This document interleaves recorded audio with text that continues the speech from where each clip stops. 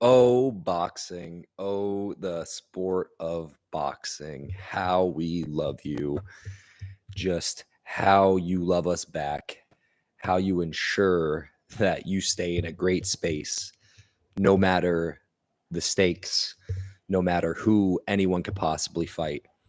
Oh, you want a huge $1 million payday after you just got out of jail? Perfect. Let's give you a 40-pound heavier exhibitionist. Jake Paul, Gervonta Tank Davis, officially confirmed via the Magazine and Mike Coppinger.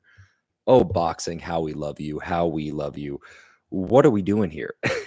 Like, what are we doing here? The fact that this is real, the fact that I'm on the Real Ring magazine is absolutely insane.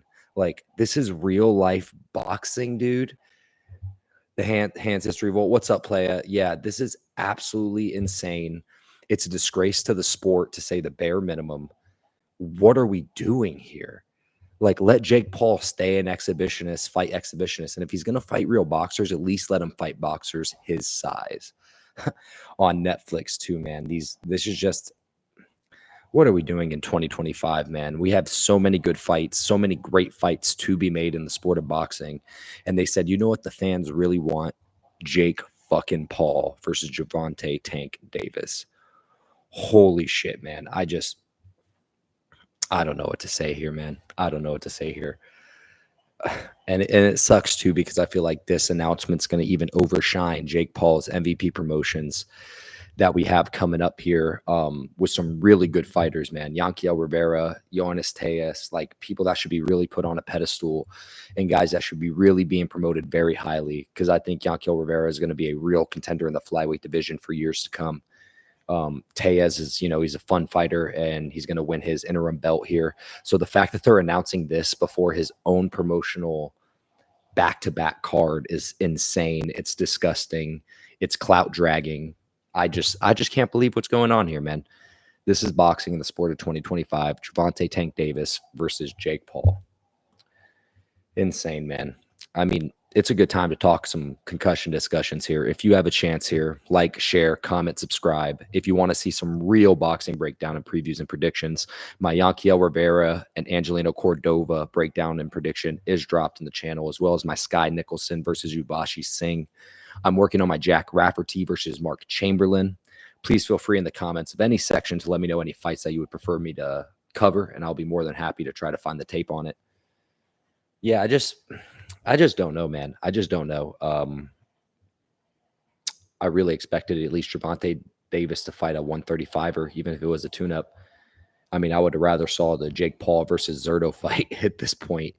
Even though it's an exhibition fight, he's fighting a champion. He's fighting a champion at how many different weight classes is lightweight compared to cruiserweight? Let's see, 140, 147, 154, 160, 168, holy shit, man. We're talking over it doesn't even matter, man. It's just a joke at this point, and I'd be nothing I'd love more than Gervonta Tank Davis in this exhibition fight, even though it's going to be a cash drag and a dive and all that bullshit, to go out there and flatline Jake Paul. That just, let him focus on MVP promotions, because MVP promotions has some good fighters, some good boxers. Again, Yanquiel Rivera, great boxer this weekend. I just feel bad for that dude. I feel like now we're going to see on the MVP promotion press conferences and the interviews, we're going to see nothing but this bullshit. So, and that's what it is. It's straight up bullshit. It's a cash grab fight, stupid ass exhibition fight. Like, I always say, boxing goes in waves, man. Boxing goes in waves.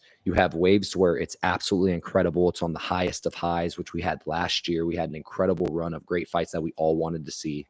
And then from there, it goes down in lulls and dives. And right now it's in a lull and dive. Tank might take a dive. He doesn't want to have real fights anymore. I agree. That's why I did mention, like, this is going to be a janky ass, possibly a rigged ass fight. Like, Tank has never loved the sport of boxing. He's never been huge on it.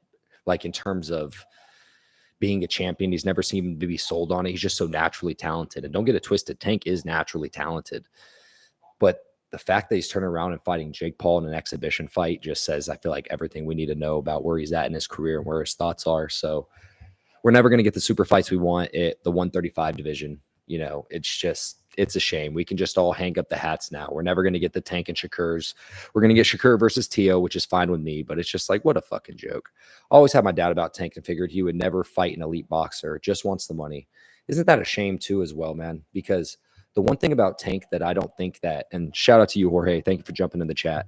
One thing that I think about Tank is, and this could be an unpopular opinion, is I think he has really good boxing IQ. I think he's great at setting traps. He's great at stalking opponents later in fights.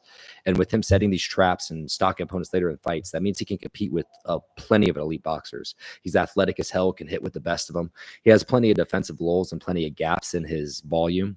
So it doesn't mean he's an all-around world-class fighter, but he really could compete with anyone at the world-class level and probably beat possibly anyone, man. It just sucks because Tank with this, man, has never really fought in anyone truly of note. Like Ryan Garcia is not someone that I've ever rated highly. I mean, the Dos Santos fight, man, how highly can we rate it? I like the Frank Martin win, but Frank Martin started boxing at 17 years old, and that's always something to take away from, man. So it's just really a pain in the ass. We never got to see him against the elite 135ers. Never even got to see him against even the Zabetas of the world, man. Like, it's just insane. Tank already turned down the Shakur fight. Tank said he didn't think he could win on the cards. I mean, he definitely, I mean, that's a fight I don't think a lot of people can win on the cards, man. Shakur Stevenson's a slick mover. Great inside pocket boxing, and probably a little bit of underrated pop to him too as well. If he doesn't always hurting his hands. I don't know why I just went on a random analytical tangent. But yeah, man, I mean, what the hell are we doing here? I would have rather saw the Zerto fight between Jake Paul. I would have rather saw the Anthony Joshua fight between Jake Paul if we were really going to make these type of fights. So it's meant for him to, it's mental for him. He's too afraid to lose. And he'll feel after he loses, I think he's not in it to compete. Yeah, I think this is a big thing too that we saw here with the Roach fight. Maybe he mentally thought he lost that Roach fight. I mean, we saw so many cracks in the armor in that Roach fight and some mental weakness there. Even though I think he, 7-5 draw on the cards either which way, I think would have been fine. But we just saw so many chinks in the armor there. And Roach was almost a cherry pick. And I think people forget that Roach also came up from 130 pounds. Roach is naturally a 130 pounder. So it's just very insane to me, man. Like, I don't even know what we're supposed to do here, man. And if he takes this dive and he takes a loss, even if he doesn't take a dive and he takes a loss, which shouldn't happen, but say he takes a dive and say he does take a loss, his career will never rebound from that. He will never, amongst the boxing pantheon, ever be considered an elite boxer again. Everyone's going to look at his resume and dissect his resume and break it down and say it was never elite. Which, when you look at turn for turn, it really isn't elite, but he has some good wins and some good names, but no elite wins and no elite names. And if he goes out here and takes a loss to Jake Paul, there's absolutely zero chance that his career can truly recover from it.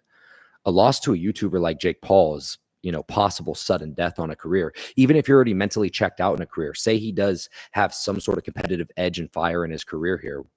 What a dumbass fight to take, and especially at the Exhibitionist.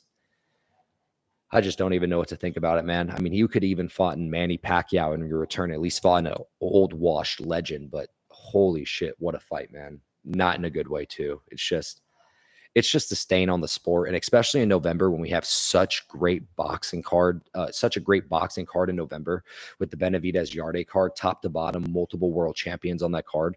You're going to have, I mean, I guess it's a possibility to bring some casual fans in, but what is the high likelihood that casual fans are going to stay and watch next week because Gervonta Tank David gets beat to a point decision that he took a dive in?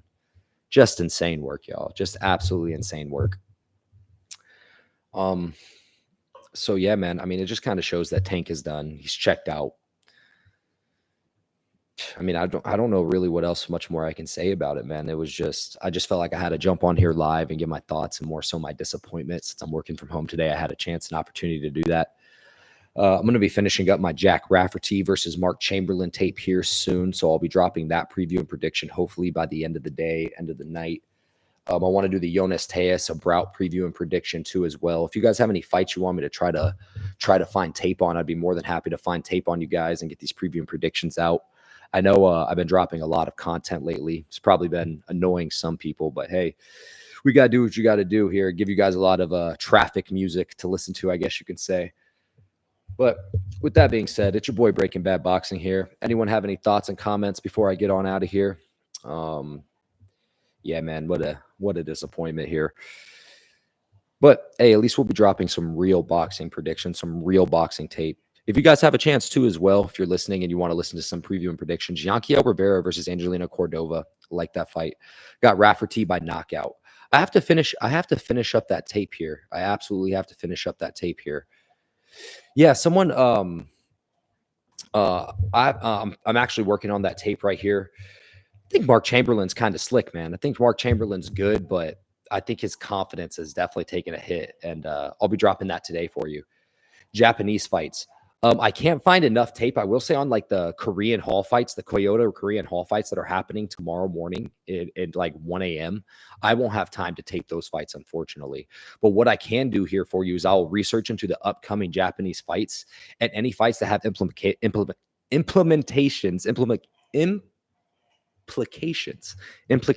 Y'all can cut that out and say how much of a stutter bug I am. I'm going to look in the Japanese. I'm going to look in the rankings in the smaller divisions and see what fights have implications on the titles coming up. And I will drop previews and predictions coming up for those. You have my word on that, Jorge. I will absolutely be looking more into Japanese boxing. It's actually my favorite type of boxing to watch in general. It's easy to digest, so I'll absolutely be looking into that.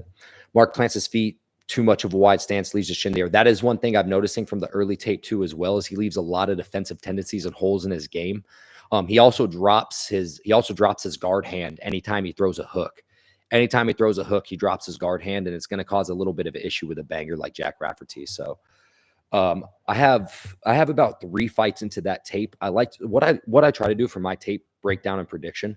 What I try to do is I try to go look at the fighters' last 3 fights, sometimes last 4 fights, depending on how fast their fights are. Big on what have you done for me lately? I start from the latest of the last 4 or 3 fights, and I work my way up to their latest fights. I try to see any fight over fight improvement. And if you watched any of my previews and predictions, what I'll do is I'll go one by one by fighters. I'll go through the tape that I watched, give my notes on the tape individually. I'll end with the fighter on what I like and dislike about that fighter or what I would like to see improve. Who am I to say what I like and dislike? I'm just a fight fan. These fools could all beat my ass for real. And then from there, I give my overall final predictions after giving both fighters from their tape to their likes and dislikes and give my final prediction from there. If there's any way you think I can improve my tape study or any way you think that I should do it in any sort of different breakdown, any sort of different style and method, please let me know, and I'll be more than happy to try to, curate that to my followers and viewers specifically. I don't have, small YouTube channel, but I really love breaking down boxing. I just love it for the love of the game, man. I'm not really trying to be the biggest boxing channel out there. I want to be a precise boxing channel. I want people to come back to me and say, hey, man, I appreciate your insight. It gave me a little bit of different thoughts to the fight that maybe I didn't see. Not saying that I'm going to get every prediction right, because that's not possible, but I would still like to, give people a little bit of different thoughts on how they look at the fight and view the fight. So it's really all I'm here for, man. With that being said, I feel like we kind of left it where it needs to be. Hope you all have a great day. Love, peace, chicken grease. See y'all next time.